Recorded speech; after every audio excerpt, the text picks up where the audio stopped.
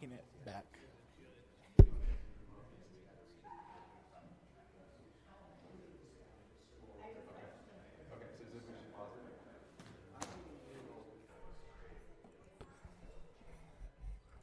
Okay, test, test, 1, 2, 1, 2. Let me know if you can hear me. Can you hear me? 1. Test, test. Yeah, that's because the 2 podium mics, those are always live. So those you'd be able to hear, whatever's being picked up from those. Check, check, check. You can hear me? Test, test, test. 1, 2, 1, 2.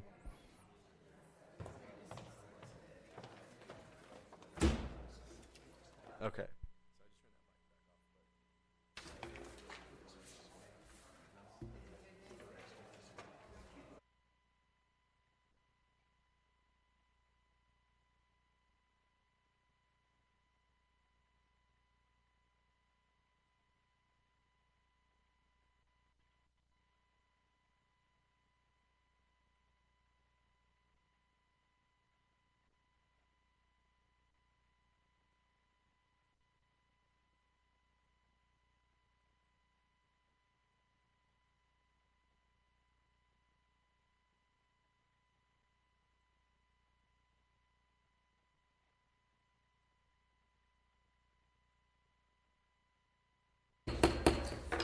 Good morning and welcome to our regularly scheduled Board of Supervisors meeting. If you please stand and join me in the flag salute led this morning by Supervisor Mike Ennis. Please join me in saluting our great American flag. I pledge allegiance to the flag of the United States of America and to the republic for which it stands, one nation under God, indivisible, with liberty and justice for all.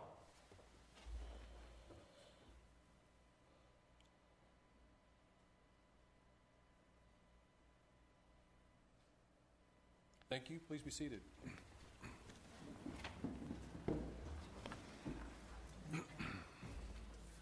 Well, good morning. It's great to see such a group of people here this morning.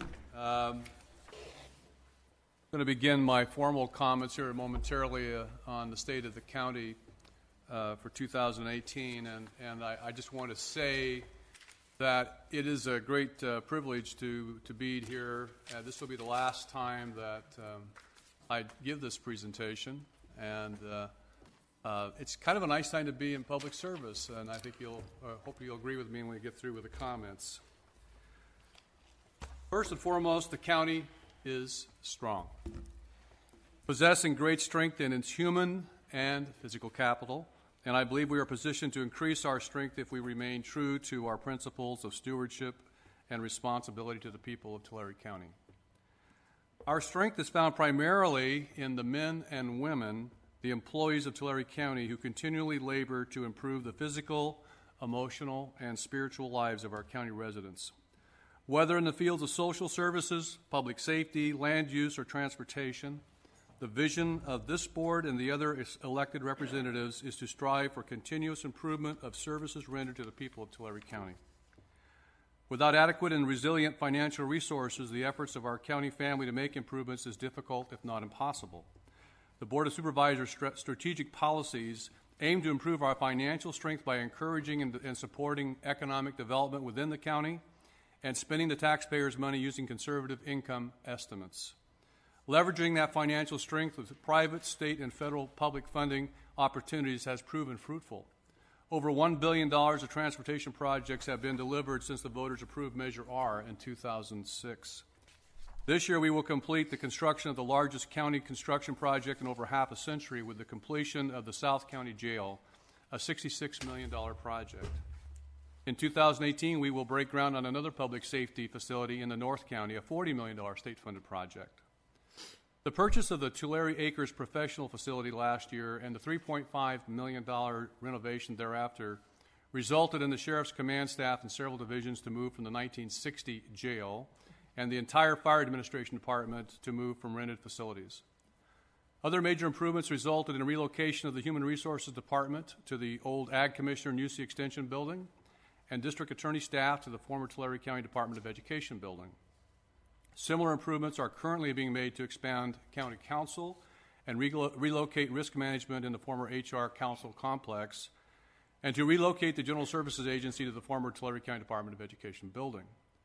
The evidence of the county's financial strength is that all these capital purchases, building projects, and renovations have been and will be completed without incurring any additional debt to the county. In contrast, when the government plaza was purchased in 1996, the entire transaction was financed by borrowing, and only recently was the debt retired. While many sister county and municipal agencies have struggled to this day to reinstate salaries and benefits which were reduced during the Great Recession, Tulare County has restored all our employees' deferred step increases and given 10% cost of living increases to the general and safety employees in the last 4 years, and employees will receive an additional 2% in July, and safety employees will receive 3%. These increases have been made without incurring debt and in keeping with the board policy of providing sustainable and reliable incomes for our valued employees. Still, the county faces challenges both presently and in the near future. While the county has substantially eliminated its formal debt, we face a mounting financial burden in our unfunded pension obligation to the Tulare County Retirement Association, which is a separately operated entity.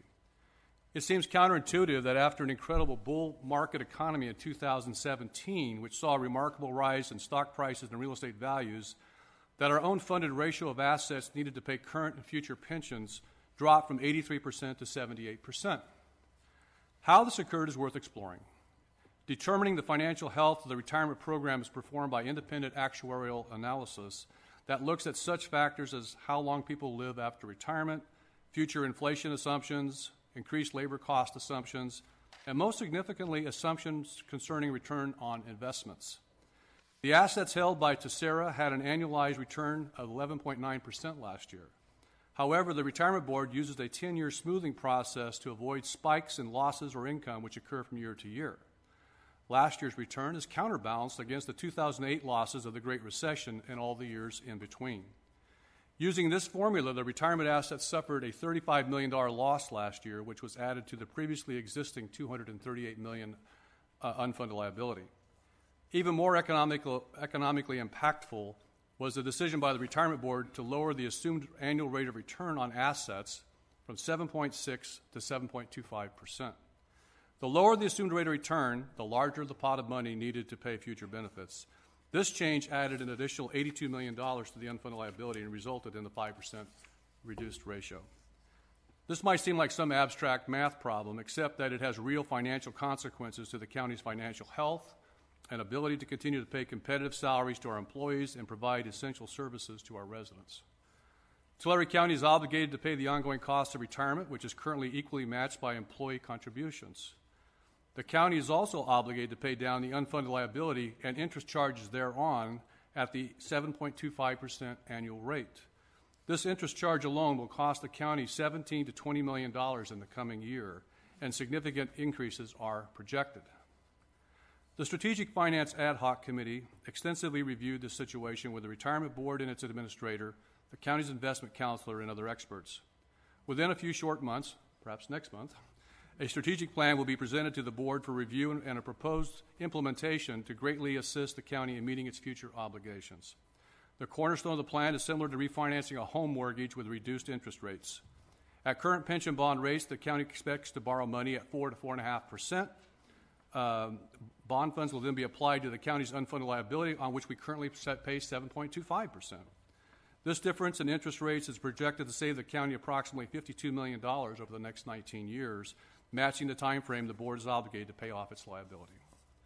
Another looming financial challenge will be staffing needs for the new jail facilities now under construction and those expected to break ground this year. At full build-out, it is expected this will add $2.5 million annually to the sheriff's budget. Recognizing that approximately 70% of the county's committed budget is dedicated to public safety, including the sheriff, district attorney, public defender, probation, and fire services, and that there are programmatic needs for all of these departments, it behooves the board as a steward of the county's finances to make certain that every dollar is well spent. To that end, I'm proposing the board, through its ad hoc committee process, consider utilizing an independent third-party review of the public safety departments and thereafter apply a similar review of all other departments. While there are costs to such analysis, other county governments who have engaged in such a process are recognizing significant savings while seeing improved public service levels. Finally, we have invested significant resources improving many of our building interiors. Now it's time for the board to consider how we might beautify the exterior of our facilities and their surroundings. I propose that a comprehensive plan be developed for future implementation that will accomplish this goal. Such a plan would include guidelines and policies setting forth principles of aesthetic beauty, accomplished with drought-resistant landscaping, and viewing our facility through the eyes of our residents.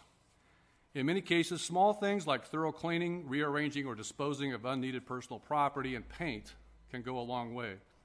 Removing dead or damaged vegetation and replanting with durable plants and aesthetically pleasing materials, including the use of art, will greatly enhance the appearance of our facilities. While staff is engaged in crafting such a plan, today I challenge all of our elected officials, department heads, and every employee to examine your surroundings as though you were a tourist visiting your work site for the first time. Write down and submit your suggestions to the Board of Supervisors staff or General Services Agency staff on how we can beautify your place of work.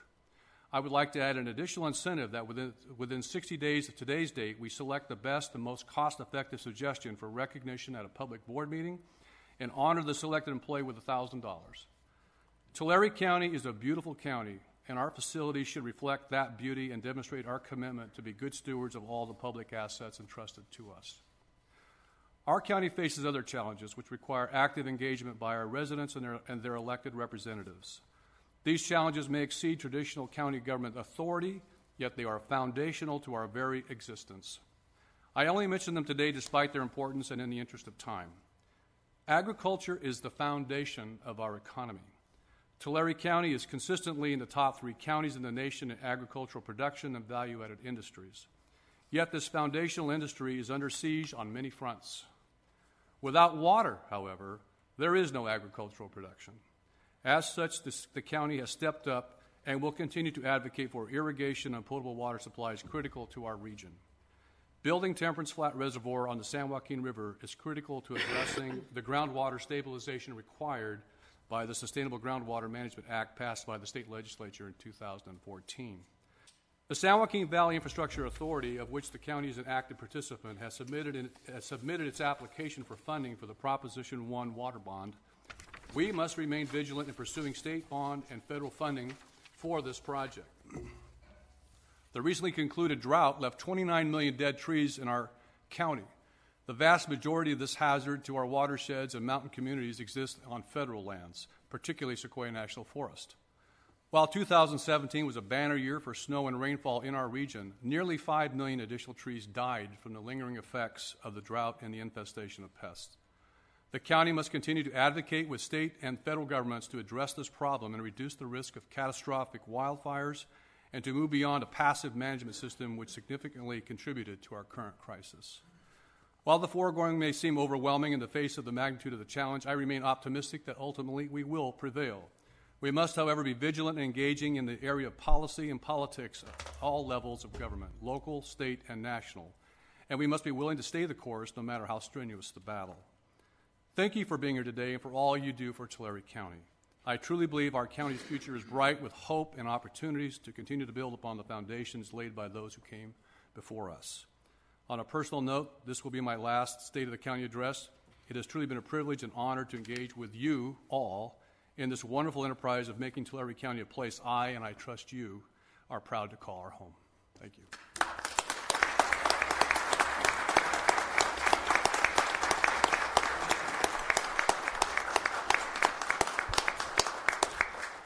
It is something of a tradition that we allow other board members to make their snide comments or whatever about the so good. I'll begin with my greatest friend, Pete Vanderpool on the left. Yeah. The biggest critic.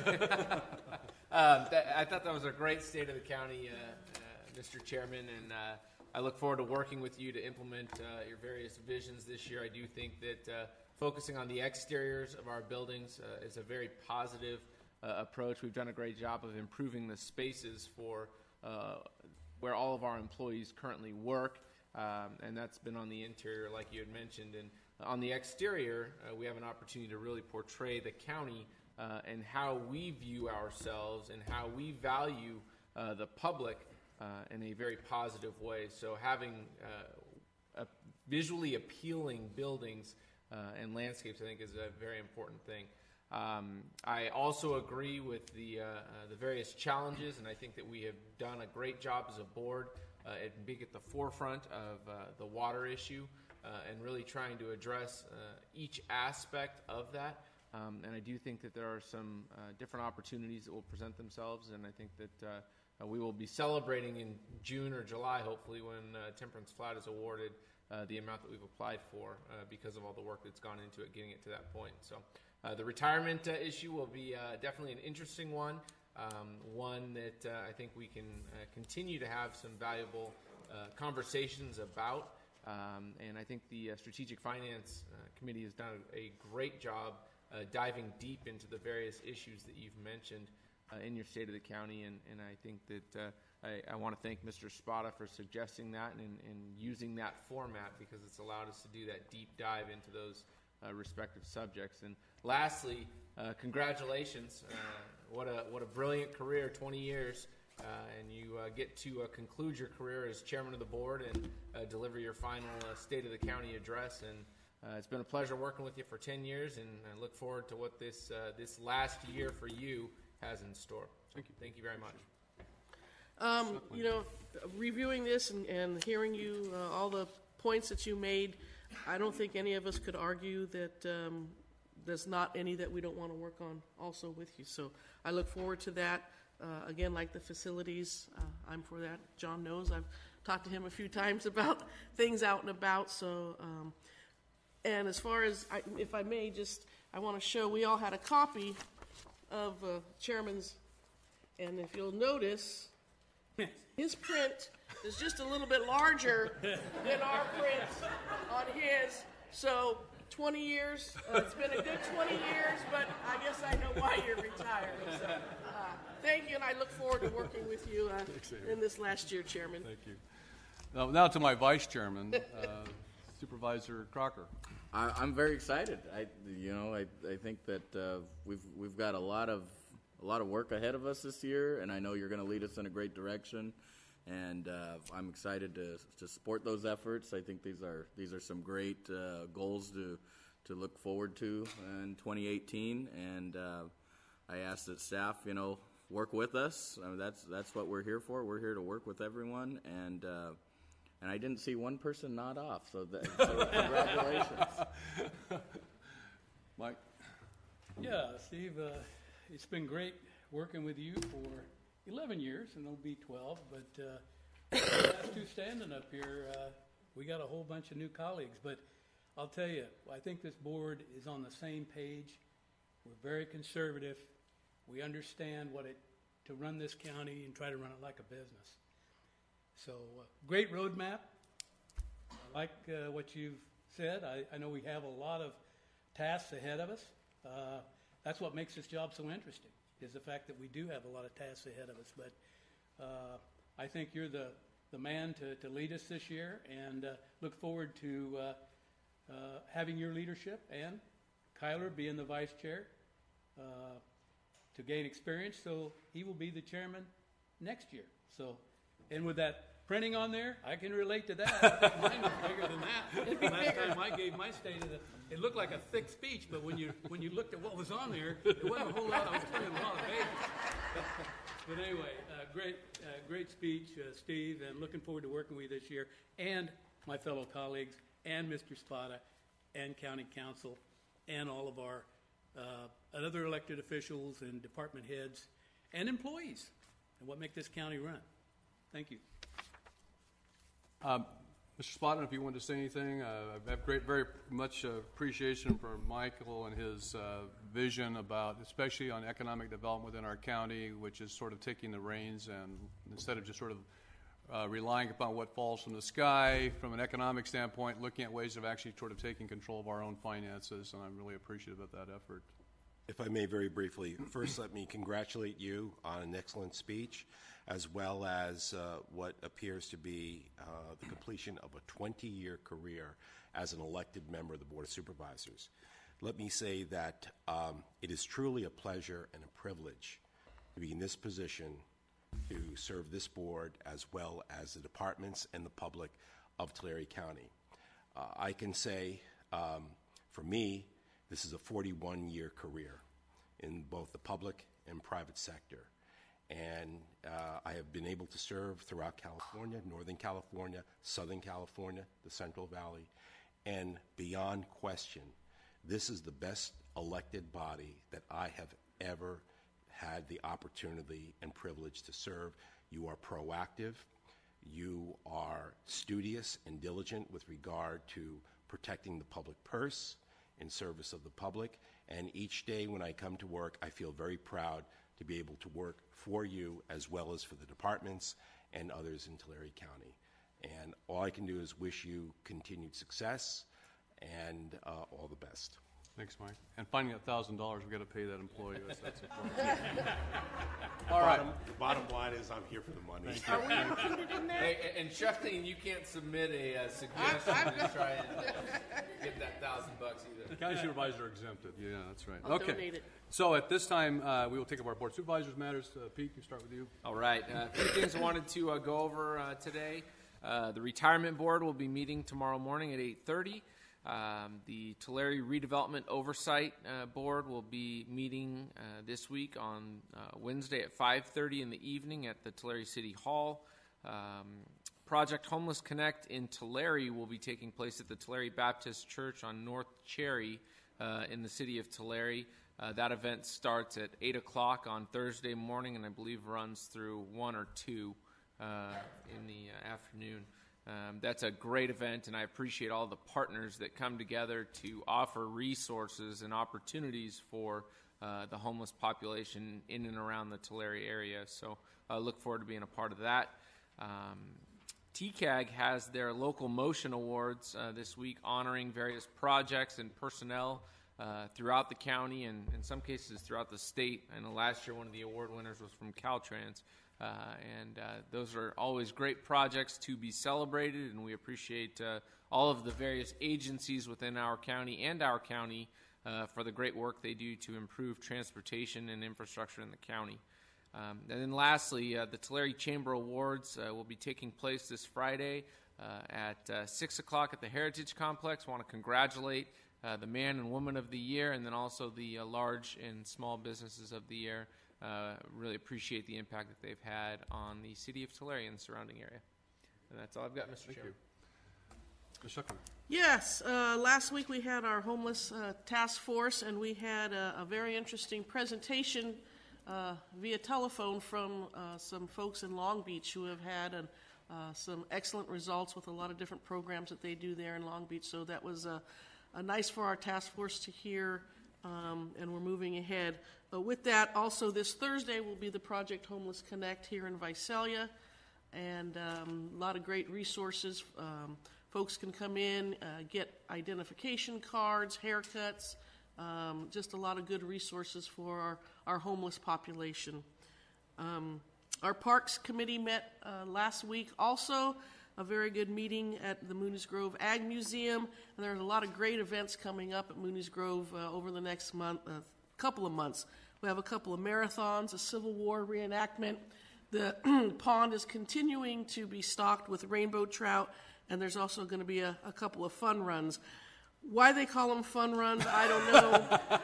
To me, there's nothing fun about running. The only time I run is if someone's chasing me. But nonetheless, if you're into that kind of stuff, you can look it up. Also, I will be attending the local motion. I always think of that song when I hear, come on, do the local motion.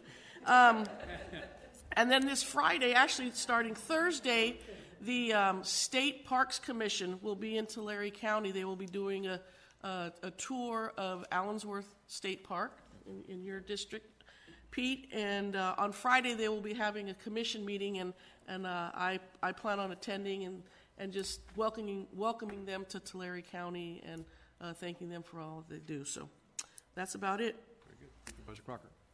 Thank you. Last week, I attended the RCRC board meeting in Sacramento, and I just want to highlight some of the actions that were taken. One of the things, RCRC is involved with some financing programs via PACE, and and also through National Home Builders. And so they generate a lot of revenue through those programs that are able to subsidize our membership, so that we get the benefit of a full staff of lobbyists that are able to advocate for rural interests in California, and yet our annual dues are very minimal. And so out of that, they do a lot of charitable, those organizations, and RCRC as well, does a lot of charitable giving. They've been very supportive of counties that have been devastated by wildfires, Calaveras and Mariposa and Tuolumne in the past, and now with Napa and even further back, Lake County. And so those are some of the things, but something that Tulare County will get the benefit of is they have a partnership with iFoster, and iFoster donates laptops to foster youth, making sure that they're able to be connected. I've sent over that information to our Health and Human Services Agency so that they can connect and make sure that they can identify individuals that have a need for that. I believe that this year RCRC donated $400,000 for that effort for the 35 member counties. And so we have the potential to have dozens of young people be able to take advantage of that. So that's just a great thing I wanted to highlight on that. On a separate note, one of the main actions that we took is that it was a little bit there was some debate around it, but we took a stance in support of the Merrill Water Bond Initiative that's currently gaining signatures, and I think that's something that we as a board should look at. It's not on the ballot yet, but it's something that may be on the November ballot. Friant-Kern Canal would get $750 million for the subsidence issues that would have a direct benefit for us. There's also over $600 million to implement SGMA, which would help us. The list goes on and on as far as Sierra Nevada Conservancy with tree mortality issues. So there's a huge amount of benefit for Tulare County and rural California out of that initiative, even though it would be a bond. And Dr. Merrill was there to present that effort. Outside of that meeting, Connie Conway was kind enough to set up a meeting with Senator Toni Atkins out of San Diego. She is going to be the Senate Pro Tem leader come March 21st, and we were able to discuss one of her key pieces of legislation, SB 2, for affordable housing that she was able to pass last year. And really the interest of mine is to see if there was any consideration for using affordable housing dollars towards infrastructure improvements for disadvantaged communities. I think that we know that we have a lot of disadvantaged communities that would love to take advantage of affordable housing dollars, but we don't have the water or sewer capacity to do that.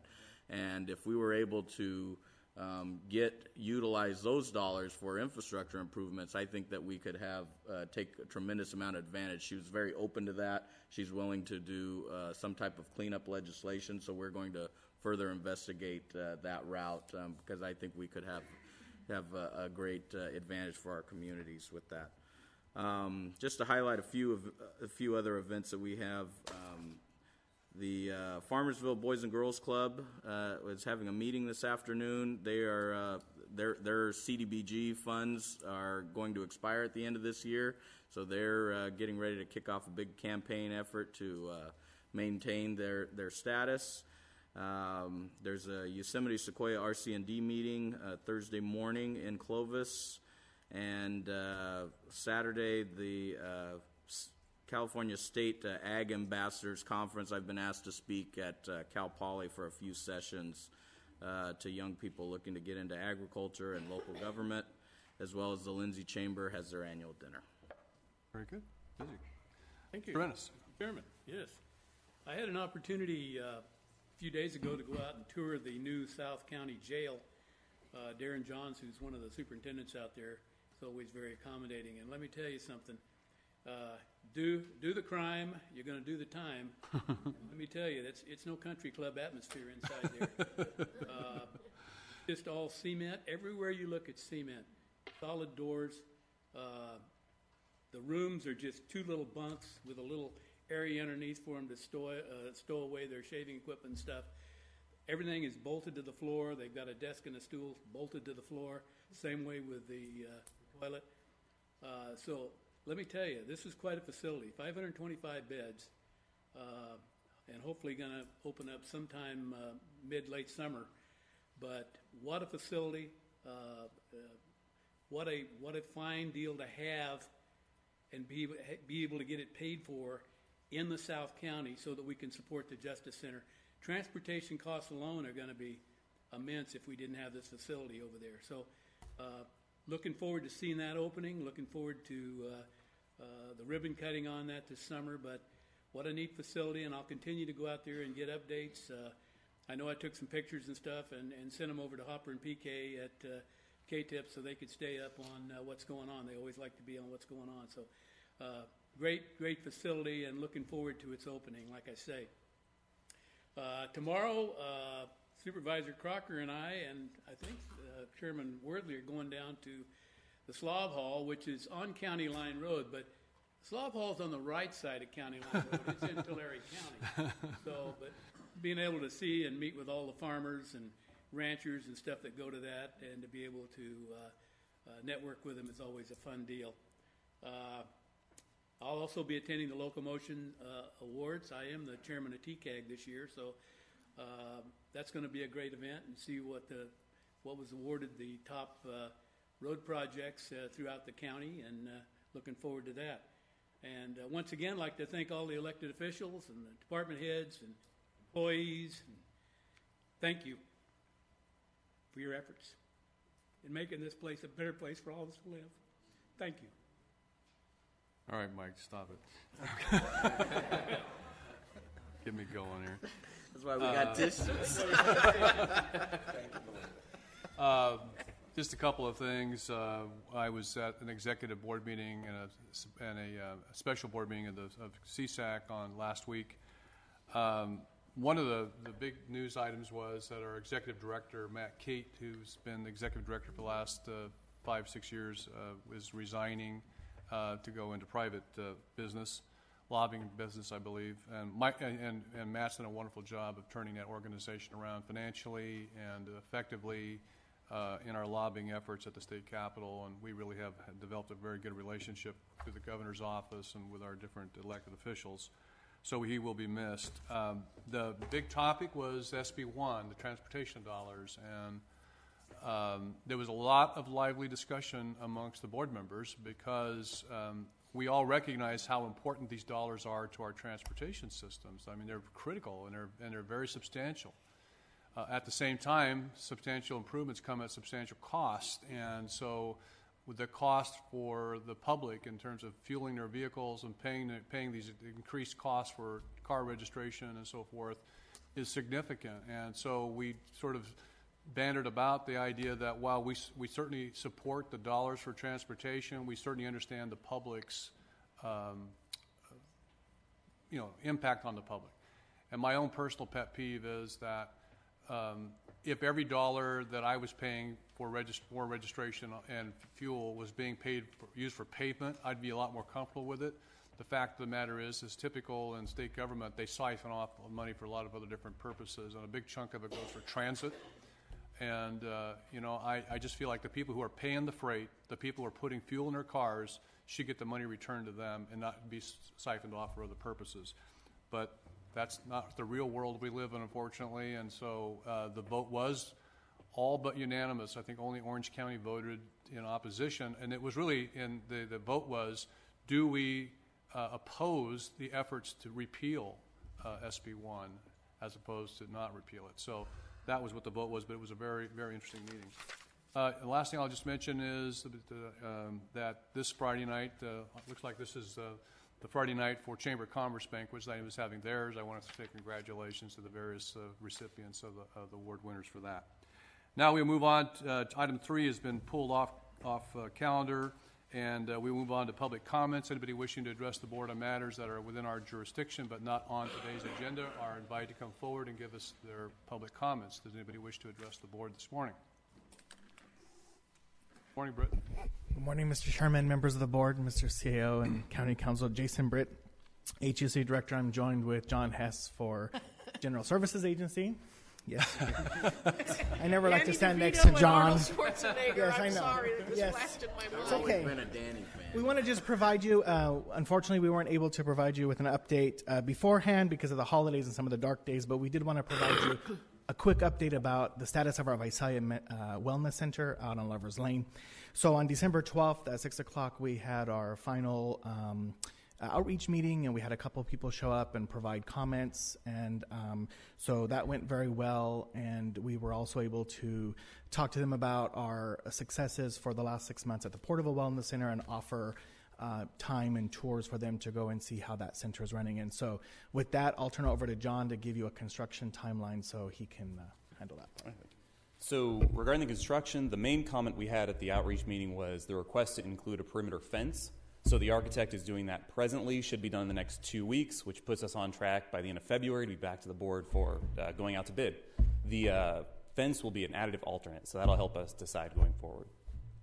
So that, happy to answer any questions. Any questions, members? I just want to thank staff. I attended the meeting, and even though it was a lighter turnout, I think that in part that has a lot to do with all the outreach that happened earlier last year, and I think that's calmed a lot of the fears or the misinformation that was out there. So. Very good. Mr. Chair, couple of comment and question regarding that on the fence cost. I know how expensive fencing is. Is that something that's covered by MHSA dollars, or is that something that's going to have to come out of county coffers or capital projects? So at this point, we do believe it'll be covered by the MHSA project funds. That's good. When we see the actual additive alternate cost, that'll determine whether or not we can include it, but presently we believe it's included in the cost. Okay, great. And then secondly, just want to compliment staff on doing such a great job in the HHSA world and mental health department for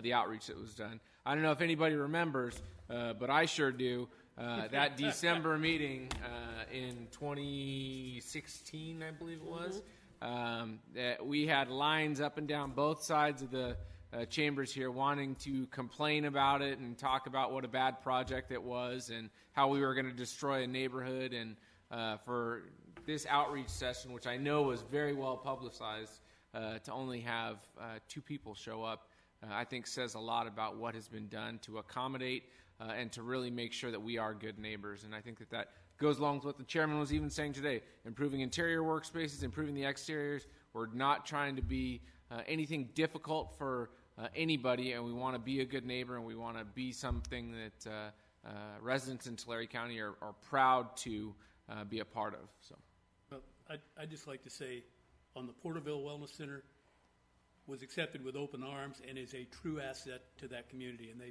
really, really like that facility and appreciate it. All right. Thank you, John. Thank you. Any other public comments? Seeing none, we will close the public comment period. And before we take up our timed item, we'd like to go to the consent calendar. Some housekeeping things. Number 6, I believe the spelling should be Suzanne Ray, W-R-A-Y, rather than Wary. Number 8 is off calendar. Number 19 will be taken off and handled separately, as will items 26 and 27. Are there any other items which members of the board would like to take off and handle separately? I'd like to also pull item 14. Item 14. Anything else? Anything from the public? Okay, Not entertain a motion? Move for approval of balance of consent calendar. Second. Motion by Supervisor Ennis, seconded by Supervisor Scheckman. Please cast your votes. Votes are cast unanimously. We'll take up then item number, I guess the first one will be 14. John? Yeah, I guess my question or my fear is that with this process, we're doing energy benchmarking and an energy audit through the space planning committee. We've already begun that process of investigating, and I don't want us to be in conflict and have another vendor doing something outside of that process. So whether or not we continue with this group or not, I would suggest that we organize it and we go through the space planning committee and make a recommendation for the board. Yeah, so comments well received. I think that's a very good opportunity to move forward with both the Clean Energy Organization's benchmarking, which is free to the county, and today's request does not commit us to those activities at all, just allows us to move forward if we want to do so in the future, and we can put those together side by side with any other energy production activities we're considering as well under the space planning ad hoc structure. Satisfied? Fine. Okay. Move to approve. Second that motion. Motion by Supervisor Crocker, second by Supervisor Vanderpool. Please cast your vote. Votes unanimously approved. We'll take up item 19. I do have there's a change in the spelling there too. Congratulations to Marilyn Kinoshita, who is now Marilyn Wright. And people have a much easier time with your new name than they did with your old name. Congratulations to you. See, she was able to afford a wedding by giving her this. That's right. And little Mike, raise. are you handling this one? Or County The Council? HRD director. HR. Oh, very good. Morning, Rhonda. Good morning, Chairman Worthley, members of the Board of Supervisors. Before you is a request to reappoint Marilyn Kinoshita Wright to the position of Ag Commissioner Sealer for a 4-year term that would begin January 31st, 2018 through January 30th, 2022, with an annual salary of $133,859, flexible and life insurance benefits provided to those in bargaining unit 10, which is department heads, and additional benefit of a car allowance in the amount of $420 monthly. All right. Anything else? Okay. Any questions, comments by board members? Approve. Motion by Supervisor Crocker, seconded by Supervisor Ennis. Please cast your votes. Votes are unanimous in approval. Thank you very much. Again, congratulations, Marilyn, both in your new name and on your reappointment. And now we'll take up item number 26. Authorize the Flood Control District to apply for a grant application with the Governor's Office of Emergency Services for the Cottonwood Creek project. Morning, Ross. Morning, Mr. Chairman. Good morning to the board. Ross Miller, Chief Engineer with Tulare County Resource Management Agency. Sorry. So the item in front of you is an application, and we have those handouts on this subject. We have them. All right. The item before you is it's a application for a grant for the Cottonwood Creek Juvenile Detention Facility project, which, there we go. Sorry. It's an application for a hazard mitigation grant program grant with the Governor's Office of Emergency Services for the Cottonwood Creek Juvenile Detention Facility project. This project has been brought to the board several times in the past, most recently in 2016 as an attempt to get Prop 1 funding for the same project. It's a multifaceted project that includes a variety of features, the main component being a realignment of Cottonwood Creek in this area to a path more similar to its natural flow, along with widening the channel. The project has several impacts, including increased groundwater groundwater recharge, creek realignment, restoration of riparian habitat. There's also several potentially optional components, which could include the addition of a new basin, shown here in light blue, as well as a potential dedication of some land for a California tiger salamander habitat, though we are not necessarily proposing all of this at this time. We are requesting a authorization to apply for a grant of up to $2.4 million, which would potentially be all of these components, though we will be working closely with the Governor's Office of Emergency Services to tailor this project to ensure that it remains grant eligible. The Governor's Office of Emergency Services contacted county staff a few months ago to request that we apply for this funding source with this project because it had the multi-benefit components of being both a flood control project and a groundwater recharge project. It has the potential for some impacts to the sheriff's current farming operations, and we have set up a meeting to discuss this with them. The main difference being, as you can see there, the natural creek alignment follows a very rectangular path. It heads south along the eastern property line edge there, then goes straight west just north of the facilities, goes south. The natural alignment would separate about 50 acres off of that, which could still be used for farming operations or grazing. It's just they will no longer be continuous with the rest of the acreage in this site. We'd also lose a few acres along the way to the new path because A, it's a more meandering path, and B, it's a wider path with a berm for additional facility protection.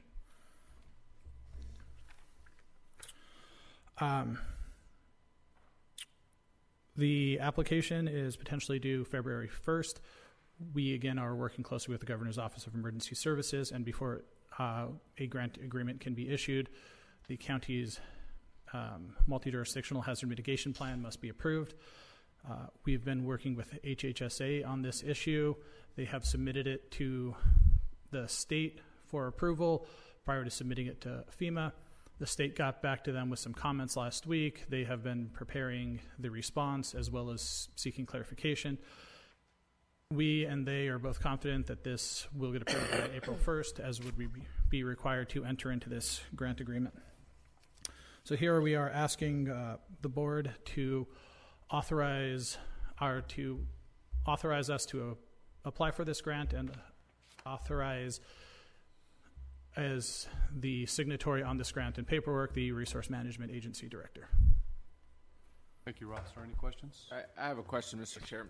Ross, did you, when you were proposing this alignment, clearly this is an engineering proposal, did you have any conversations in the design of this with the Sheriff's Department, or are you just saying now that we need to have some communications? The alignment here was the process of kind of a long series of discussions that were quite a bit before I started with the county. That design was actually the product largely of a 2010 to 2012 effort and was strongly supported by the administrative officer at the time. Okay. I can't speak to directly what the full collaboration between RMA and the sheriff's office was at.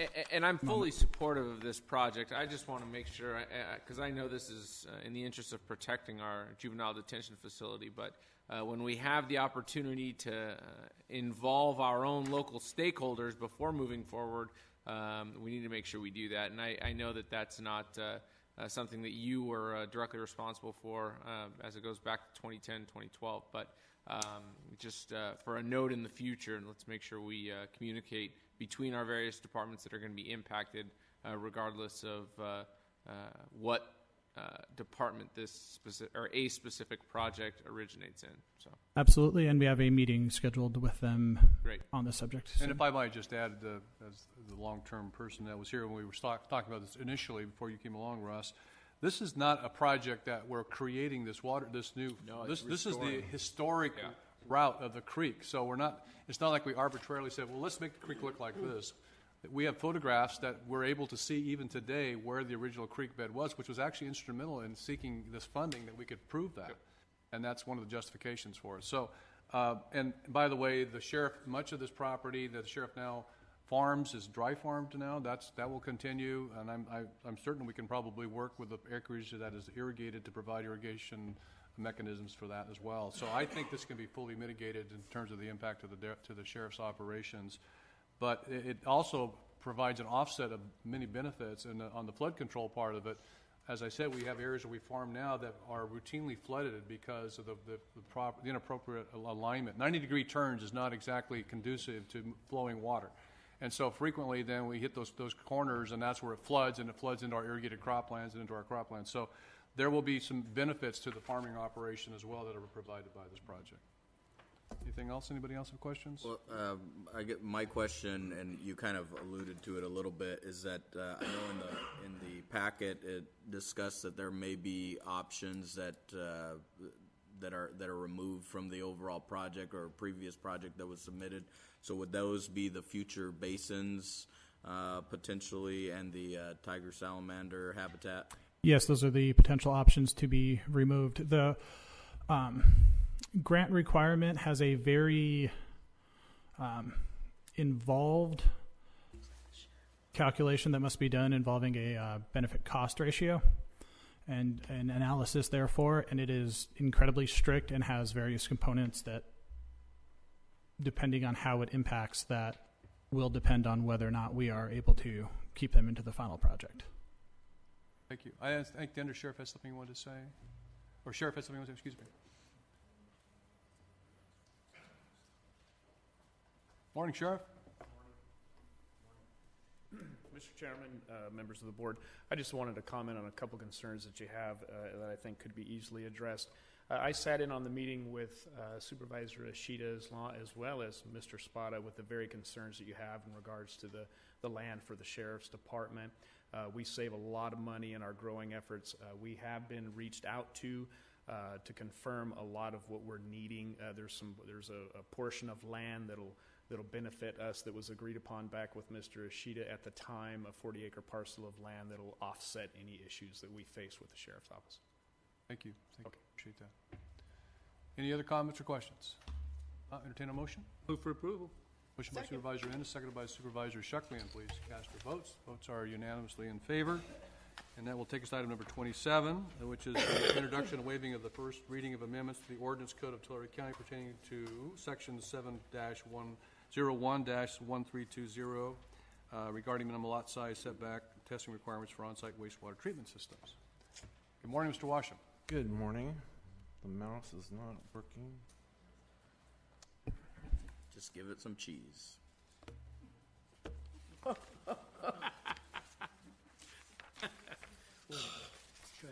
Works for me. Good morning, Chairman, board members, Mr. CAO, and County Council. Mike Washam, the Associate Director for RMA. Today we have for your consideration is the waiver of the first reading of the ordinance changes in accordance with our LAMP that we're required to do. So I'm just going to give a brief background of what this project is and where we're at with it. And next, on February 6th, is when we're suggesting that the public hearing be held, and there will be a full detailed presentation at that point. So just to give a brief timeline, back on November 17th of 2015, a very thorough and in-depth presentation was given by your Water Resources Director regarding the LAMP, and direction was given by your board to move forward with the development of the LAMP. And LAMP, by the way, is a local agency management program. It's for on-site wastewater treatment systems, otherwise known as septic systems.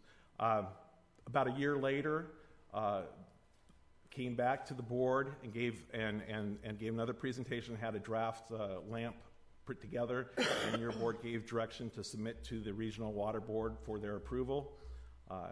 And then on December 11th, it was submitted to the Regional Water Control Board.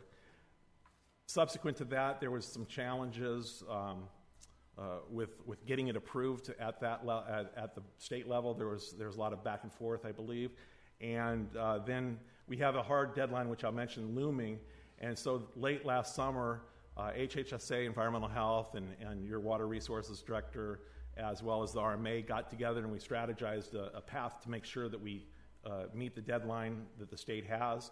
And at that point, we secured a consultant, North Star, who has successfully approved multiple LAMPs in the state. So we've secured them, moved forward quickly on trying to get this all set up, and went to the Water Board or Water Commission on January 8th of this year. On January 9th, we held a publicized outreach meeting with local engineers and had that presentation. Then on the January 10th, we went to the Planning Commission, had a full presentation, which you'll receive on February 6th. and the Planning Commission recommended approval and to move forward to your board. On that, we're here today on the 23rd to waive the first reading and set the public hearing, and then we have a couple additional steps that we'll hold the public hearing, and the timeline crunch here is that we have to have an approved and adopted and a state-approved LAMP by May 13th, and we also have to have the program implemented by then. Otherwise, we fall back to Tier 1 criteria, which I'll briefly mention. So therefore, the meeting that we have to hit at the state level to make that May deadline is the April 5th, 6th meeting of the board, and they have a large lead time to get it on their agenda. So that's why it's critical that we get this approved as soon as possible to be able to make that April 5th meeting. So just a little background, what the program is. AB 885 back in 2000 required the State Regional Water Control Board to set policies for siting, design, operation, and maintenance of on-site wastewater treatment systems. Basically breaks it down into 4 tiers. I won't go into much detail, but Tier 0 is existing ones. Tier 1 is a state-mandated criteria. Tier 2 is the LAMP program, which is actually an optional program that the counties may choose to implement. Tier 3 and Tier 4 are other state-required, and those are things that we really can't touch anyway. Tier 2 describes the requirements for developing the local, being able to have a local control over some of this siting. And when it's approved, it will become the standard by which Tulare County will regulate our on-site wastewater treatment systems. And then, as I mentioned, the policy requires that the state, what is the state board, I believe, that has to review the LAMP and deem it in compliance with their policy requirements and give its approval. The Tier 1 criteria has very strong and arduous requirements. They have a minimum parcel size for our valley floor, which would equate to 2.5 acre minimum size to have a septic system on. Currently, the county has a 1 acre minimum for a well and a septic on the same site, and we have smaller criteria for if it has community water. So it's not consistent. We really don't want to have that at all costs. We want to avoid having that large requirement. That's one of the main components of this. So what we've done is, with the consultant, we've negotiated, and actually I got an update this morning that we're pretty well set. The states kind of looked at the draft and said, provided we adopt it the way it is, with a couple minor tweaks, they're going to recommend approval at the board level. But what we've done is negotiated and said common sense. We understand the 2.5 acre density, but yet most of these 1 acre parcels are not 1 acre, 1 acre, 1 acre, 1 acre. It's 1 acre home site carved out of maybe a 20 acre site. So the overall density would potentially be 10 acres. So that's the argument we put forth. We need to justify that. The board, the state board, seems to be acceptable to that. And that's the way we're moving. That's the big criteria. There's other additional requirements on every site has to be individually evaluated. It requires digging down and doing some soil analysis and other things. So there will be additional costs associated. I'm probably jumping way ahead. There will be additional costs associated to the applicants when they're wanting to either install a new or replace a system. We're not putting that on the county side. We're going through that. We have a qualified professional do that analysis, but the county won't be part of it. But there will be an additional cost to getting those analysis done by the private sector instead. Mike, we're still preserving the passive systems versus the active systems also. Yeah, we're my point of raising that is that the money spent to do what you're talking about is well spent, because if you're able thereby to put in a passive system versus an active system, the savings are going to be multiplied over many, many times by that very factor.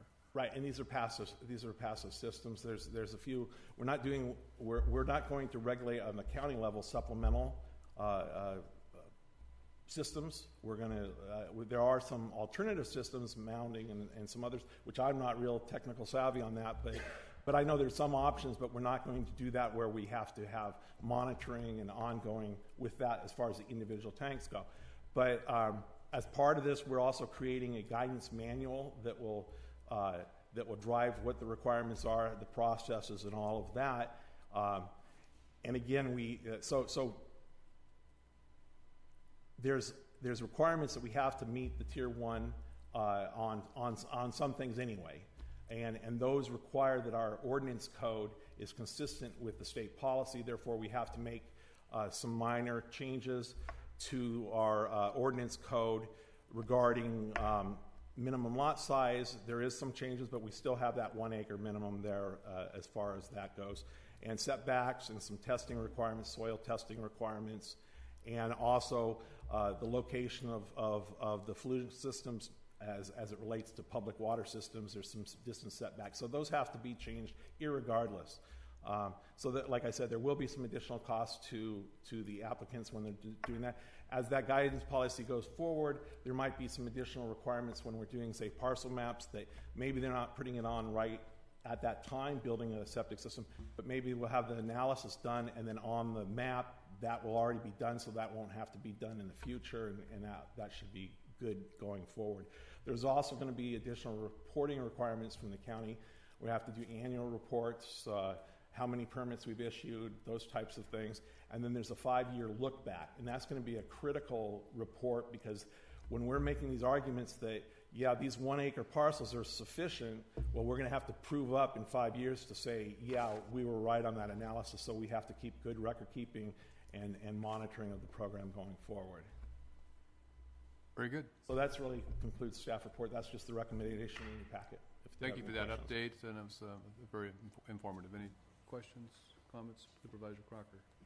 Just a comment. This isn't really completely directed at this presentation, but just something that the chairman and I, as well as the CAO, discussed yesterday in agenda review, and I think it's just a good policy, is that I understand the time limitations. I have no issue with moving forward with this, but I think it's just a good policy for all departments that if you have an ordinance change or you want a new ordinance, that plan on making a presentation to the board prior to that, and preferably, but really at the first reading, that we just set that precedent, that we move forward and with having that. So, but I appreciate the short notice on this presentation.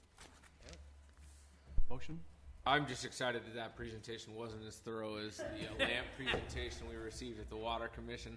I continue to say that everywhere I go, because I've never seen human fecal matter portrayed in such detail as that lamp presentation. As a father of three, that's so. With that, I will second the motion. Okay. Actually, you're making the motion. Oh, I will make the motion to move this forward. Motion, and you made the second? A motion by Supervisor Vanderpool, second by Supervisor Crocker. Please cast your votes. The votes are unanimous. Thank you. We will now go back to our timed item. Item number 5, request from the fire department for fire hazard abatement cost recovery.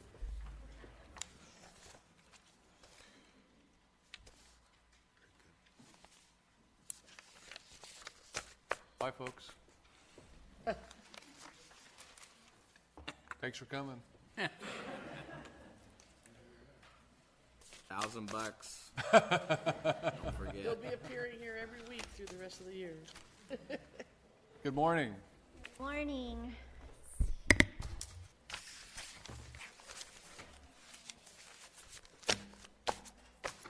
Alrighty. Good morning, Mr. Chairman and members of the board. My name is Cindy Adney, and I work for Tulare County Fire as a fire inspector.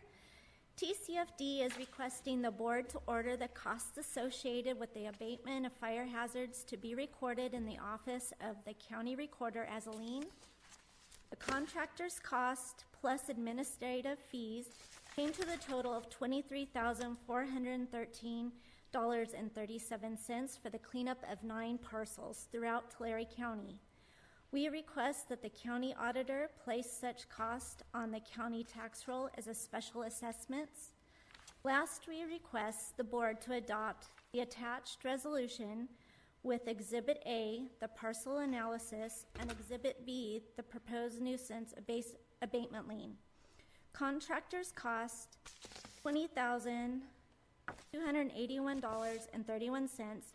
Administrative fees, $3,132. Do you have any questions for me this morning? Any questions by board members? Seeing none?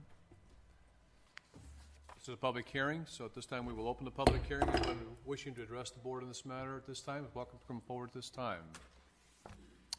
Seeing no one, we will close the public hearing and bring it back to the board for action. This is a good program, which I back 100%, and I'll make the motion to accept it. Thank you. Motion by Supervisor Ennis, seconded by Supervisor Shucklian. I just thinking about the fires that have taken place in Southern California, recognizing how important it is to keep properties cleaned from the fire hazard that otherwise they produce. Please cast your votes. Votes are cast, and you're unanimous. Thank you very much. That will take us to our untimed items. Item number 29 is a presentation by the Tulare County Animal Services detailing the updates undertaken within the last 2 years. Morning, Elsa. How are you? Hello, good morning.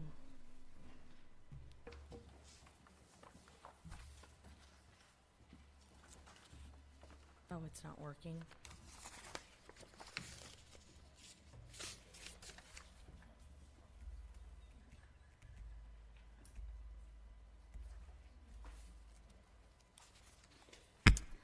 Good morning, Chairman, Board, County Council.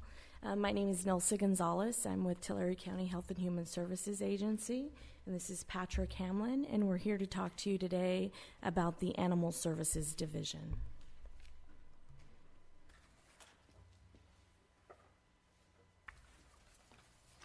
I think we are.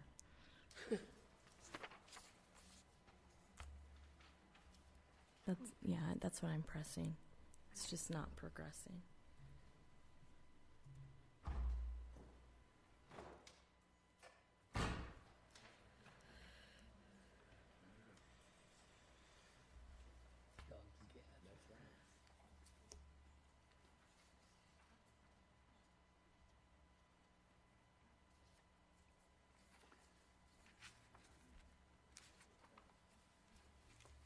Should have brought a few puppies with you guys. You really Could have got them adopted. No cats. No. Just puppies. She's not paying attention. Kittens are cute. Yeah. But they grow into cats. That's right. Trouble with kittens is that eventually they She's become still a not cat. paying attention.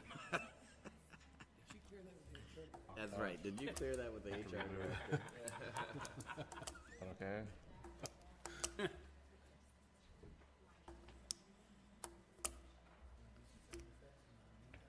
Bow wow. Let the dogs out. That's right. Oh, it's just everything. Well, I don't Should've think brought it's Red house, in though. today. Should have Bring brought your Red. I wouldn't even bring try. your dogs to work day. Bring Boo.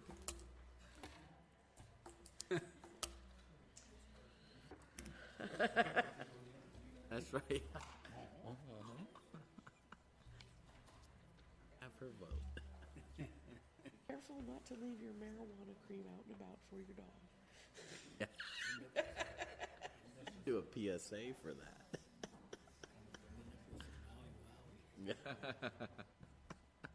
We know it's on, Michelle. Yeah, it's just because Michelle's a little rusty. I know. Look at Michelle's back in the booth. Trouble's a brewing.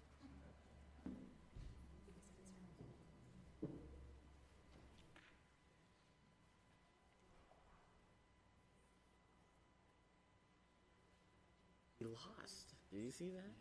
Yeah. Which one? Oh, yeah. Yeah.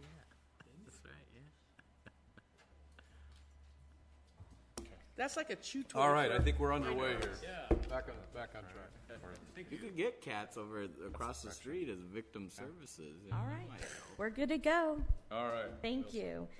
So we're going to start off with a presentation overview, give you some highlights from 2014 to 2017. Patrick's going to talk a little bit about the focus and the operations of the department. I'll then touch up on some fee updates, talk a little bit about the advisory committee, and then Patrick will end off with some future goals for the department. So starting off with the restructure.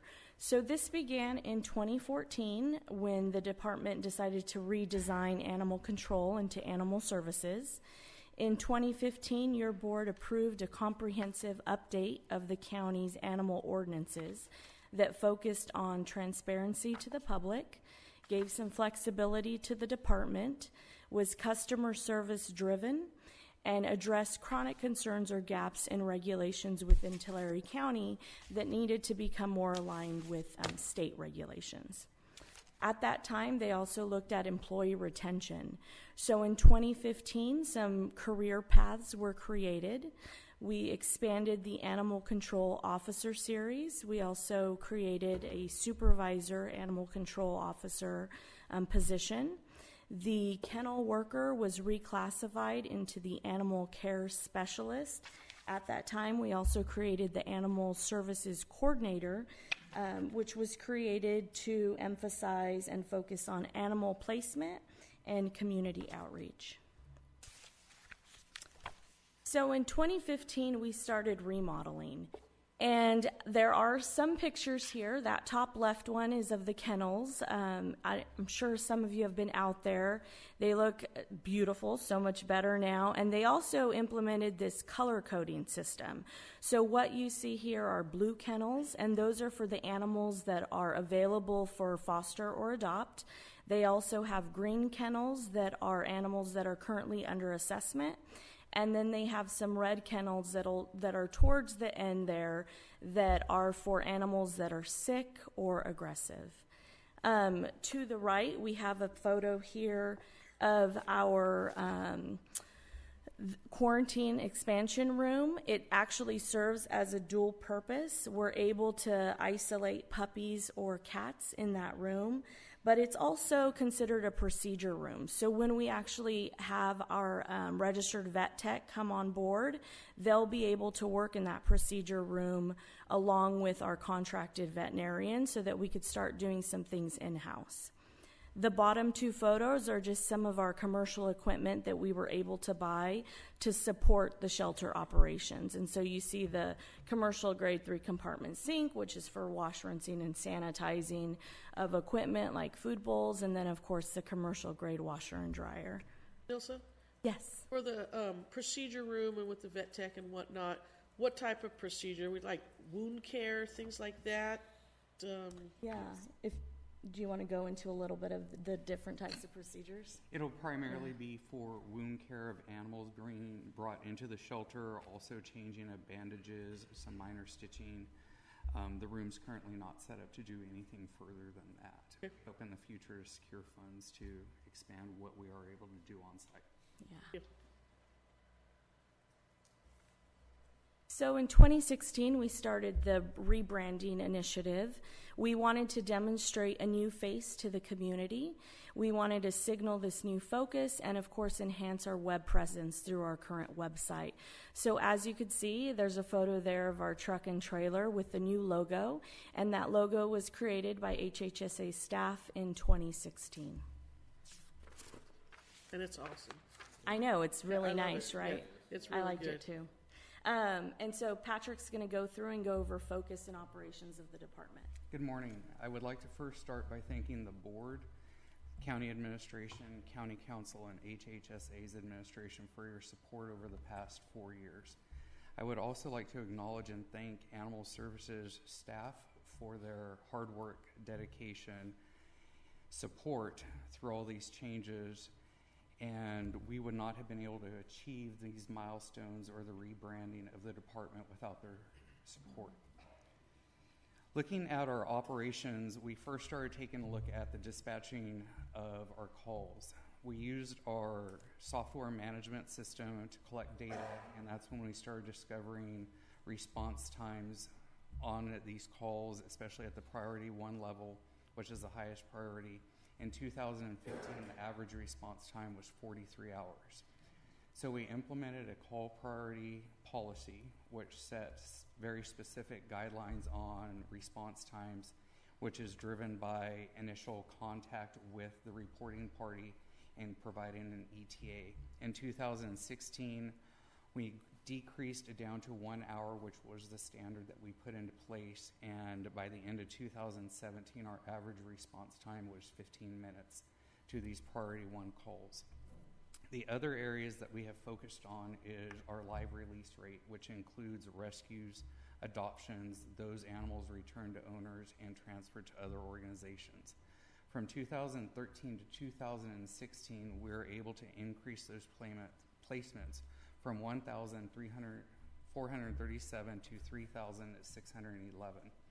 Our 2017 placements were 3,520. We did see a slight decrease of about 91 animals between 2016 to 2017. During that same time period, we also decreased animals by 523 animals, which aligns with our focus of trying to keep the animals with the owners and out of the shelter. We are also focusing efforts on the spay and neutering of animals throughout the community. This is being done by education to the animal owners, and we are also looking at opportunities of partnering with other organizations to bring in low-cost spay and neuter efforts for our community members. We are also addressing lower-level issues through corrective action plans and our newly implemented administrative citation process. These tools are educational-based and to assist with bringing people into compliance. Included in those efforts are rabies and license compliance. It is key to make sure that the animals are not only licensed, but part of that is the whole rabies vaccination piece. Also, coming up, we're going to be adding a registered veterinary technician, which will help assess the animals upon intake and is going to provide basic procedures for all quality of life of the animals while in the shelter. They will be working directly with our contracted veterinarian, utilizing technology-based initiatives such as FaceTime or Skype, which will also decrease our operating expenses. And for revenue generation, we will be performing public vaccinations on site at the shelter. We have also focused on off-site vaccination, microchip, and license clinics. We're doing those through a $35,000 Petco grant that we received, so we're able to offset the expenses. We've lowered our vaccinations down to $5 per vaccination, and with that we have provided a free microchip, and then also for those animals that are altered, offsetting the cost of the initial licensing in order to increase that area of tracking the animals. We did hold a clinic in November, and during that clinic we were able to do 146 animals. We administered 312 vaccinations and implanted 99 microchips, and we're currently looking at areas in each of the districts of where we could hold these in the communities, and we hope to do so in the coming 4 to 5 months. Except for Visalia, right? Because they're mostly incorporated, so maybe you could do it in one of our other districts, an extra clinic. We'll take a There's look some at that. unincorporated areas of Just District checking. 3. Just checking. Another area that we focused on was our hearings for vicious and potentially dangerous animals. In April of 2017, we transferred the initial hearing process to the Deputy Director of Environmental Health. What that has allowed us to do is speed up the hearing process and either return the animals back to the owners with stipulations or proceed on different avenues such as rehoming them into rescue organizations that can better deal with the animals. This has also allowed us to decrease our hearing costs from 2016, which were about $7,249, and in 2017, our total hearing costs were $425. The Deputy Director will also be serving as our Administrative Review Appeals Hearing Officer for anyone who would appeal a review of the administrative citation. The Animal Services Manager is going to be acting as the initial review officer for anyone asking for review. We have also began to implement more functionality of our shelter management software. So in 2017, we brought a trainer from the company on site to work directly with each individual employee to expand their knowledge of the software, which allows us to redistribute the workload, fully utilizing the iPhones and the iPads that we use in the field and at the shelter, and it also holds a higher level of accountability and efficiency for the overall operations of the department and the staff. We hope in the near future to purchase the web licensing module of the software, which will allow the constituents to go online to do their initial licensing or do their renewals so that they are not having to come into the shelter or mail in checks. And it's part of our initiative to decrease operating costs by making everything paperless and providing it more immediate access to the constituents themselves. Okay, I'm going to recap just the fees that were approved by your board this last fee cycle. So fees for animal services were originally adopted in 2002. In 2017, there were 8 fee revisions that were brought forward, and there were 8 new fees that were introduced at that time. So we have a couple charts here to provide you with some comparisons. So these were the updated fees that were brought forward. Highlighted in red are current fees. And then we did some comparisons here with the City of Visalia, City of Tulare, Kern County, and Kings County. So you could see we're pretty reasonable. I think we take all of that into consideration when we're creating fees for our constituents. The second chart is the new fees that were created, and this is where you'll see the administrative penalty fees that are associated with the citations process that we created this year and implemented. And there is a copy of that citation in your packet today for your reference. I have Yes. questions now. Regarding the breeder permit, we're considerably less than Visalia and Kings County. What is the rationale for that? Because my rationale is, a lot of breeders trying to avoid the puppy mill type breeders, and with a fee so low, it doesn't discourage that. Right. Do you want to speak into that? Or? Yes. The breeder permit fee was introduced this past year, and we initiated it in July. That is a per animal cost versus some of the other municipal facilities where it's $260 and you are a breeder, and it doesn't do a limitation on the number of animals. Ours is a per animal cost, and we are currently assessing that fee and looking at what options we have moving forward.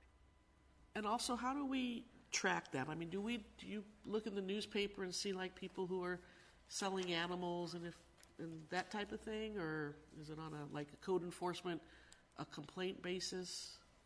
Right now, the breeder permit fee is targeted towards our commercial kennel operations, but we are now starting to look at websites. We have located some ideal ones where you're able to put in phone numbers, cities, and it starts bringing up individuals who are selling animals.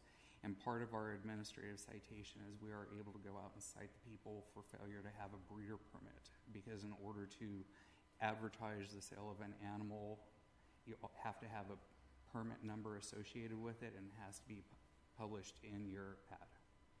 Okay. Thank you. So the Animal Services Advisory Committee was created in 2016. Attached with your packet today is their first annual report. They had some initial areas of focus, and so initially they wanted to explore fundraising opportunities and different funding sources via either a nonprofit formation or Friends of Tulare County partnerships. They wanted to look at some grant opportunities, focus on education and outreach, spay and neuter efforts, and community cats. And so since then, the years gone by, and we have some ongoing and future areas of focus as well. The ordinance and standards are being looked at. So there was an ad hoc committee that was created to look at the current ordinances and standards and see if there were areas of improvement that could be identified. We continue to look at outreach and education. The spay and neuter efforts and community cats remain to be an area of focus. And we'd like to identify fundraising opportunities through Friends of Tulare County and really strengthen that partnership.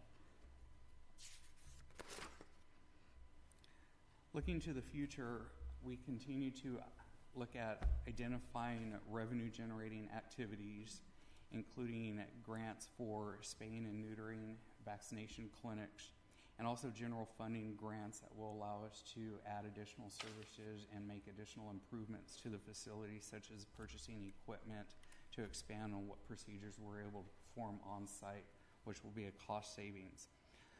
We are also looking at building greater self-help tools into our website, such as the web licensing module, and also educational materials and resources touching on areas animal ownership, importance of vaccinating, spay, neutering, and also emergency preparedness for your animals. And then we're going to be finalizing departmental policies and processes. And we are currently working with the advisory committee on updating our ordinances, reviewing them, and also looking at our commercial kennel and our non-commercial kennel standards.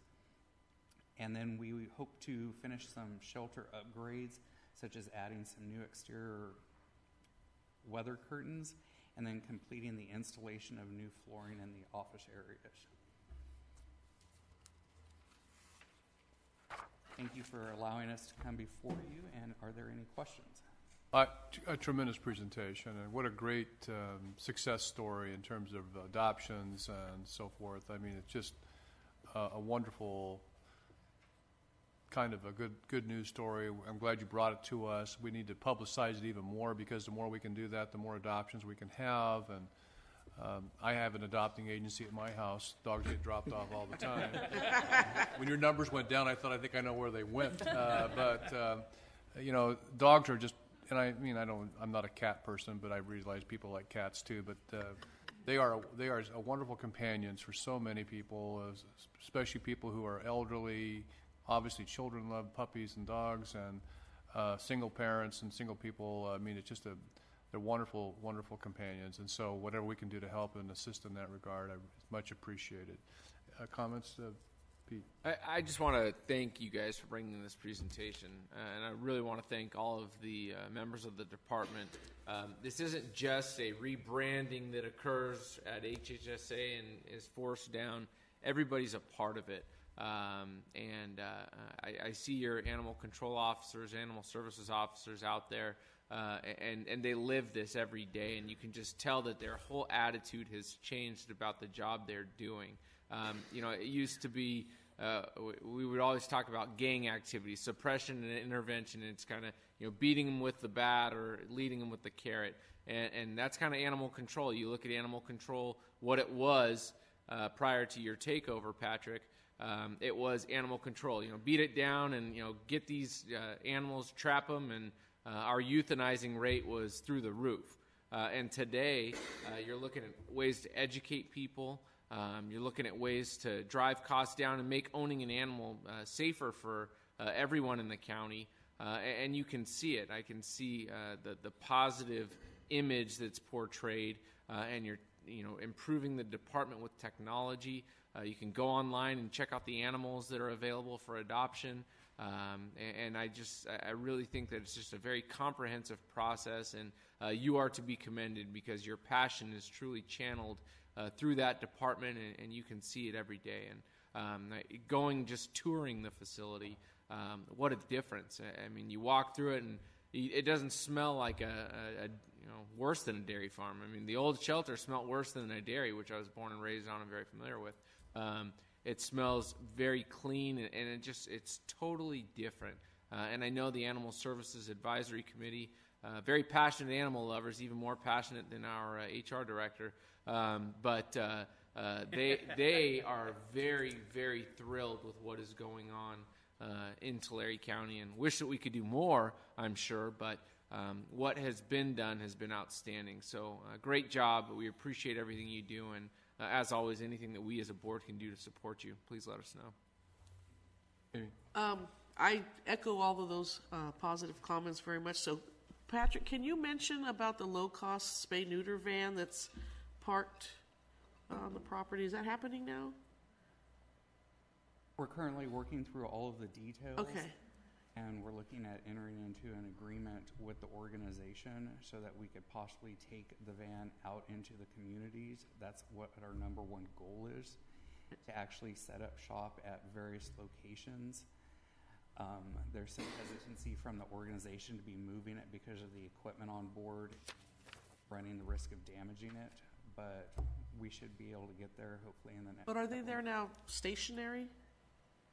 They have the vehicle parked there. Okay. But it's not being operated through our organization. They partner with nonprofits at this time, and those are the organizations that we're also partnering with to help fund. Yeah, because if we can get that going, to actually get that out into the communities where the spaying and neutering is needed and the pet overpopulation is happening, that's going to be a great thing. One other question, swap meet sales, what is the status on that? Are we enforcing any type of, do we have an ordinance there, and are officers going out on, the Sundays or the Thursdays or whatever days these are being held? We do try and rotate through and identify which officers can go out, of course, in regular street clothes so that people... I'll go. Don't. Undercover agent. Yeah. Undercover agent shuffling. That's me. But through It's not entrapment, is it? Through the administrative citation process, we now have a tool to start issuing the citations necessary to enforce and have more of a educational tool as well for the swap meet individuals. But we are also looking at, as part of the ordinance revision process, how we're going to address the swap meets moving forward in a few other key areas which the advisory committee has identified as wanting to see changes made. Well, thank you, and I love being a part of the committee. And like Pete said, I commend you. I know in the past, it's no secret to folks that the was not managed well, and you have just done an excellent job in bringing it up and rebranding. And also, thank you. Pleasure, Crocker. I just want to also thank you again for the presentation, and I would just echo Supervisor Shucklin's comments as far as enforcement, and I think that our tax collector, auditor, controller, treasurer's office has done a phenomenal job with vacation rentals and having someone be able to just search sites, and I think that might be a great opportunity to search sites as well, as far as who's selling animals, and that is an effective way to enforce, and I think that also provides some revenue for the department to make some of the upgrades that you'd like to do. So I'd encourage those efforts. I think when I've been having some meetings in some of the smaller unincorporated areas, the main comment that I always get is always roads, one, but number two, shortly after that is animal patrols. And so I guess my question is, how often do we have a regular schedule as far as patrolling unincorporated communities, and if so, what does that look like? Our county is divided up into territories, and there's animal control officers assigned to each territory, and the expectation is that they rotate through weekly each of the areas and hit as many as they can. And then we also have a floater that we utilize to go in whenever we start getting calls of increased animal activity. Then we'll send in an additional resource to patrol those areas and address as necessary. Which is, in the past, it was pretty much on a complaint-driven basis. The supervisor would call up and say, "I need a sweep of London," and they would come up and do that. Anything else? Great presentation. Bring a whole new meaning to dog catcher. But I used to get calls, and people would say, we called animal control. Nobody showed up. I haven't had any of those calls. So, that's great. You guys are getting out there. And another thing that I'd like to ask, what are your number one and number two breeds that you pick up? Chihuahua has to be one, and Pit Bull has to be the other. Yep. But are those the two major dogs that when you sweep these unincorporated areas that you find? For the most part, yes, they are, but we also have seen an increase in Huskies and German Shepherds as being two additional breeds that were having a large influx Really? Interesting. Especially the Huskies. Wow. I'm surprised at the number that we've been receiving. Huh. Interesting. Not a cheap breed Okay. of dog. I think it's Thank you all. We We're do need to take uneducated action on this on item to receive the, accept the Move it. committee report. I move to accept the report. I'll second that Motion motion. by Supervisor Shuckman, seconded by Supervisor Vanderpool. Please cast your votes. Votes are unanimous. Thank you. Thank you. That will take Thank us you. to item number 30, request from the district attorney to approve the personal resolution amending fiscal year 2017-18 position allocation with various Can we take a break? Follow. I'm just kidding. That's a tough act to follow. Good morning, Chairman, Vice Chair. Congratulations to you. Good morning to the rest of the board, Mr. Spada. The Office of the District Attorney is before you this morning to ask your continuing support, really to align our position allocations to the department needs as we see in 2018 and going forward. And jumping ahead, I'll tell you that with the cooperation and the input from Human Resources, the CAO's office, and our staff, we're presenting a plan that will ultimately have no net county cost. In fact, as we calculate, it could in fact save the department and thus the county some money. I've said it many times before that the success of the office is not just dependent upon the prosecutors that argue in court, but in reality, we owe that thanks to the nearly 150 other employees that are working across a span of job functions inside the office. 2018 is going to pose some unique challenges to us. We are going to have 2 key retirements, and at that time, we're going to lose over 50 years of experience in functions such as our top accountant, our fiscal department, and then our IT department. And I think I would be remiss if I didn't say that we, for years, ever since I've been in the office, we've had individuals that work uniquely in our department in the IT umbrella, but we would not be as successful as we are without the participation and support and partnership of the county's IT department. But we do have our own unique and parallel, if you will, program. And as we saw this morning, you cannot put a price on the need for immediate and swift and expertise in the IT intervention field. With that, I would just like to go through real briefly what we have is a number of positions additions, and then the agenda item is a little confusing.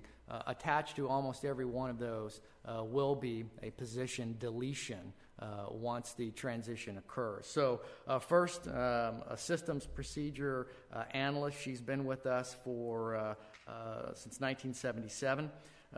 She's going to set to retire in the spring of 2018. We would ask the county to add for us a project manager position.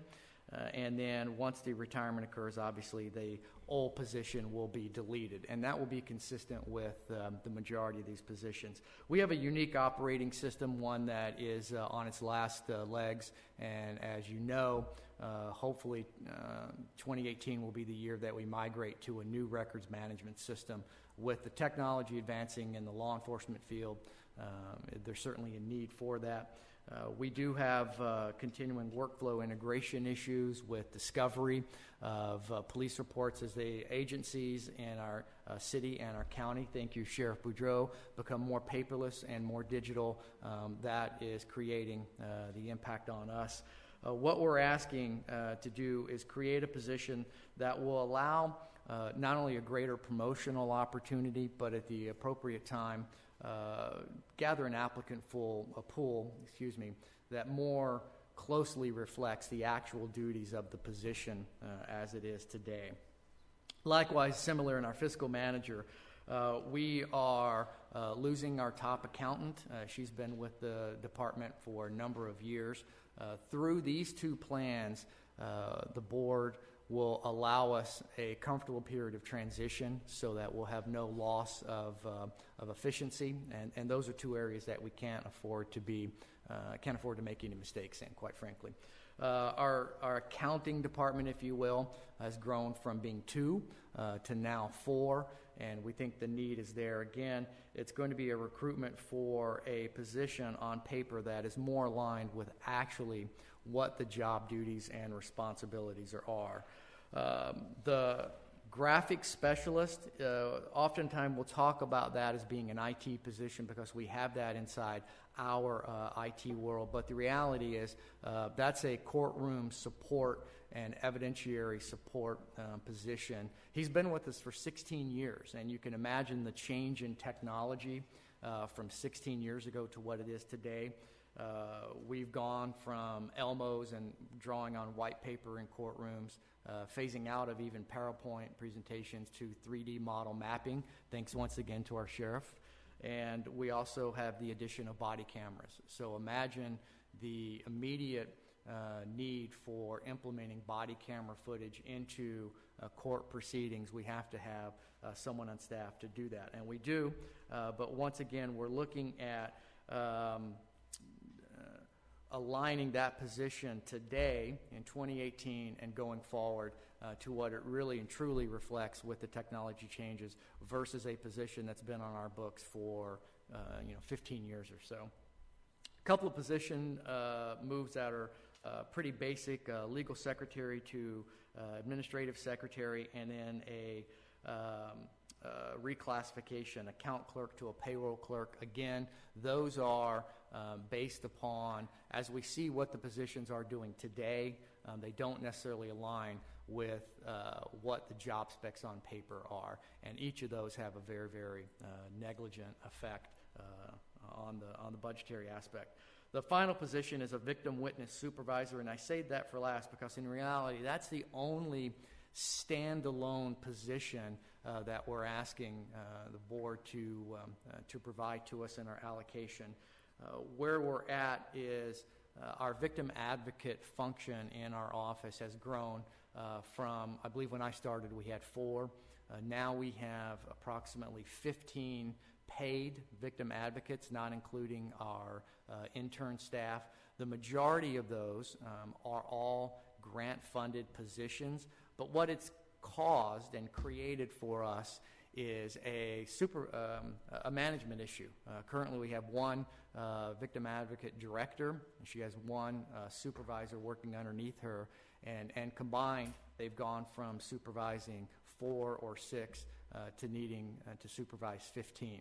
As we see the changing landscape of the criminal justice system changes, we see once again the changing need for or the addition of victim advocate services. And often those can be unfunded, but that's a separate argument, not the problem that we have here in the county.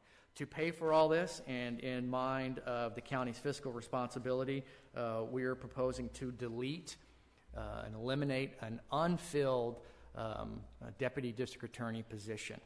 And in doing so, really align with the needs of our department and bring a presentation to the board that will ultimately have no net county cost. So with that, I will close quickly. I know it's been a long morning, and answer questions. Are there any questions or comments from members? Supervisor Crocker? The district attorney and myself, we spoke yesterday, and I just appreciate the partnership and working with our IT department and making sure that there's a strong relationship. So I just want to encourage you with that, and I think that this makes a lot of sense. Thank you, sir. It's going to continue. Apparently, we're migrating our data onto the cloud somewhere. I'm not exactly sure where that's going to be. But all of our backup, all of our security, and our storage, we farm that out to Ms. Yates, and they do a phenomenal job. Just a quick comment. Obviously, I'm very supportive of this, and I think this is a good example of you doing what's right for your department and the operations you see fit, and the board supporting you in doing that. Thank you. But I do think this is something that I think all of our departments can look at and see something valuable for the future, and that is just because a position is on the books in a certain classification and a certain function today, and it has been since 1977 or whatever the one employee you were referring to's date was, doesn't mean that it has to stay that way.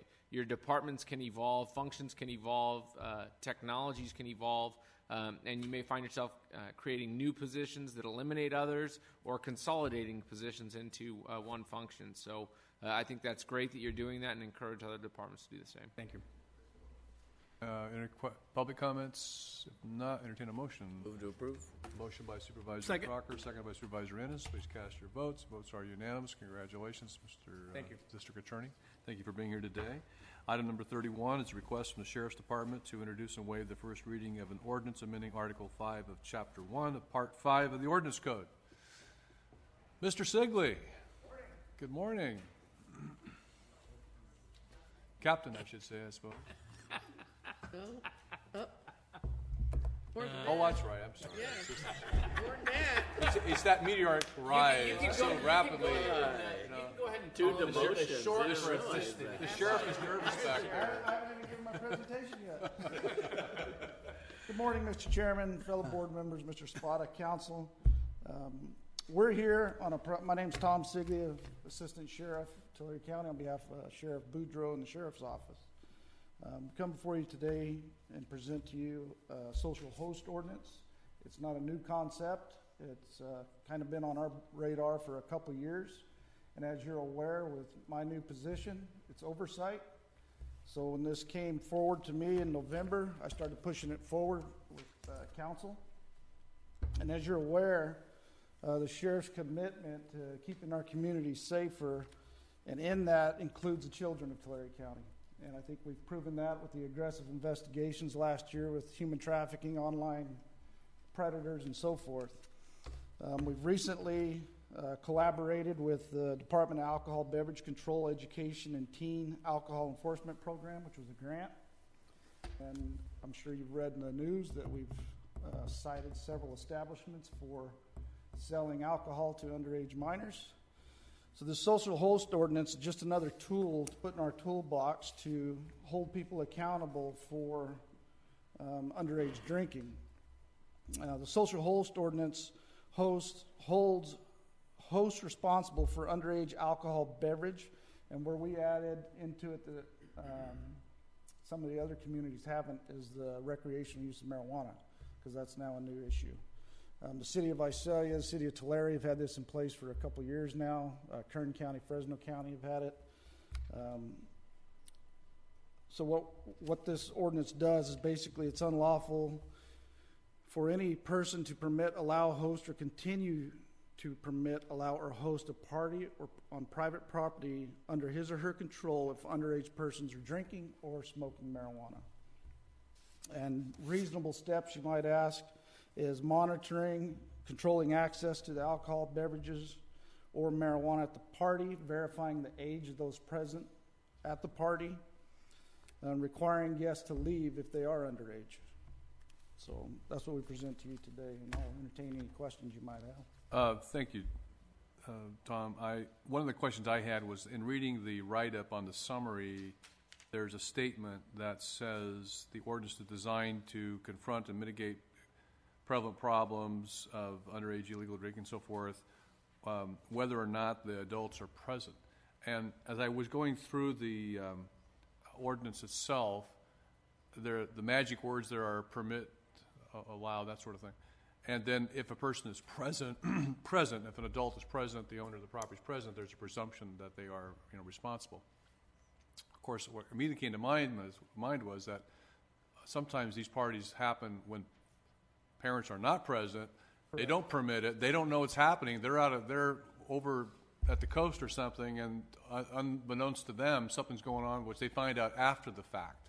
Correct. And it sounds like, as I was reading through the ordinance code, I don't see that really would apply to that situation unless they're aware of it in advance. But in other words, I can't allow a party and then absent myself and thereby not be liable for it if you're responsible. Correct. But if I don't know that it's happening, I didn't give anybody permission. They just spontaneously decided they were going to have some kind of a party. It would sound like that would not apply in that situation. Correct. They would have to knowingly know it was going on. Right. So in that case, and where this applies, where it doesn't have to be an adult present, is if, say, those parents were at the coast and their 18-year-old son threw a party, he's the social host through this party, and he would be accountable. True. Yeah, very good. Okay.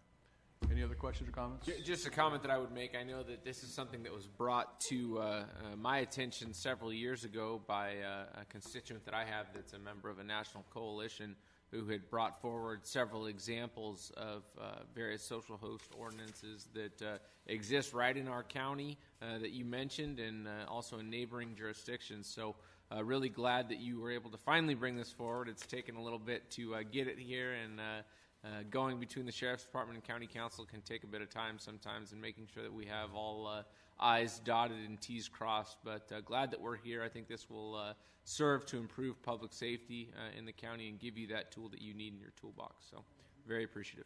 Any other questions, comments? Supervisor Crocker. Yeah, my concern was kind of along the same lines as Supervisor Worthley's, but in relation to whether or not if there were parties, gatherings in an orchard or a field where there was, obviously no one's living there, but I think that definitely applies as well. The same issue there. So, but I guess one of the things that my question is there an unintended consequence where you create young people are more likely, rather than to have a gathering with alcohol and marijuana and other paraphernalia in a home, are they just going to find a vacant field and go do that rather than in a home? I mean, I can't tell you what they're going to do, but this assists us in our response to those loud parties that we respond to 4 or 5 times a night, and the social host ordinance is going to protect the kids. I can't answer whether or not they're going to go to an orchard or not. And that's a different situation, too, in the sense that oftentimes you're in urbanized areas, and so what's happening in this household is affecting the neighbors, and if something's happening out in somebody's field on the 40 acres, that's a different kind of issue. You've got a very obvious trespass issue, or you can make them disperse. They're not supposed to even be there. It's a little different when they're in someone's home. So I can see where this would be a very helpful tool for your law enforcement agency. Yeah, clarification. So we're talking about the parents are off at the coast, and the kids, if they're under 18, have a party. The parents are not aware. Correct. Are the parents then held liable? No, and Okay. it even says in here that they know or should have reasonably known. Okay. And if they have no idea, they're not going to be held. Yeah, one thing that's been brought to my attention is how the world has changed with social media. So some guy could invite a couple of his friends over, and next thing you know, there's 50 people there because it's all posted, and it's like he invites two, and all of a sudden there's a whole bunch of people, and maybe even the kid that was going to have a couple of his friends over didn't plan on having a party, and all of a sudden he's got a party, So it's a different world out there. That's exactly how a lot of them happen. No, you mentioned Visalia had it. When I was on the council, we did that ordinance, and I'm supportive of it now, too. Any public input on this matter? Seeing none, I'll bring back the board for action.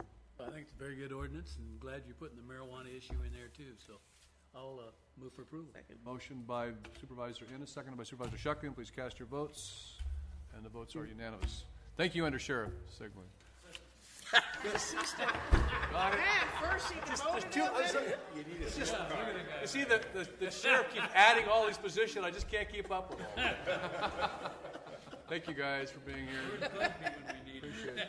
All right, that concludes our regular meeting today, except for closed session, Council. Yes.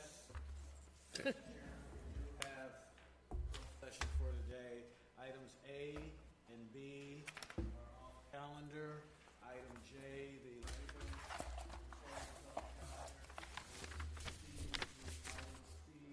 H, and I do expect an announcement out. And I have to say, Clint, I am disappointed that on this auspicious occasion of, my last presentation, you couldn't break out a new tie for me.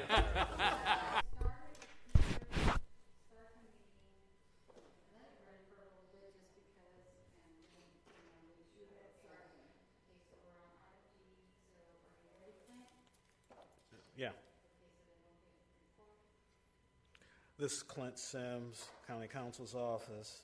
The Board of Supervisors directed legal counsel to defend the case of Sierra Club versus County of Tulare and Tulare County Board of Supervisors and Does 1 through 25. case number VCU 272380. The adverse parties are Sierra Club, Center for Biological Diversity, and Association of Irritated Residents. This case involves CEQA litigation. The roll call vote was Supervisor Vanderpool gave the motion, Supervisor Crocker second. The vote was unanimous in favor of defending.